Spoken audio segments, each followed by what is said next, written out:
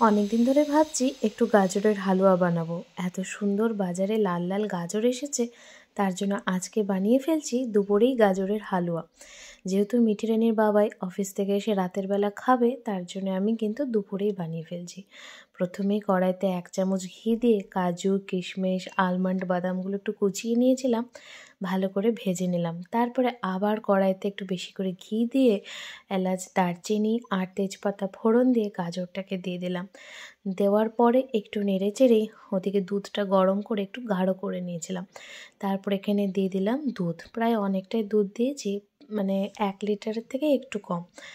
দুধটা দিয়ে অনেকক্ষণ ফোটানোর পরে, প্রায় আধা ঘন্টা ধরে ফোটানোর পরে তারপরে চিনি অ্যাড করেছি। চিনিটাও অ্যাড করে একটুখানি জল ছাড়ার মতো হয়ে গেছিলো। তারপরে যখন গাজরটা একটু শুকিয়ে আসলো, তারপরে অ্যাড করে দিলাম এখানে কিন্তু খোয়াটা দেওয়ার পরে আমি ভাবলাম একটু পাউডার দুধও দিই, তো সেটাতে কিন্তু আরও টেস্টি হয় খেতে। তো এখানে পাউডার দুধ, খোয়া সমস্ত কিছু দিয়ে খুব ভালো করে নেড়েচেড়ে একদম গাঢ় গাঢ় হয়ে গেছে। এরপরে কিন্তু বন্ধ করে দেবো। আর লাস্টে একটু অ্যাড করে নিলাম হচ্ছে কেশর আর ভেজে রাখা বাদাম, আর ওপর থেকে আর একটুখানি ঘি। তো এখানে আবার নেড়েচেড়ে একদম রেডি কিন্তু আমার এই গাজরের হালুয়া। তোমাদের কেমন লাগলো ভিডিওটা অবশ্যই কিন্তু কমেন্ট করে জানিও। সবাই ভালো থেকো।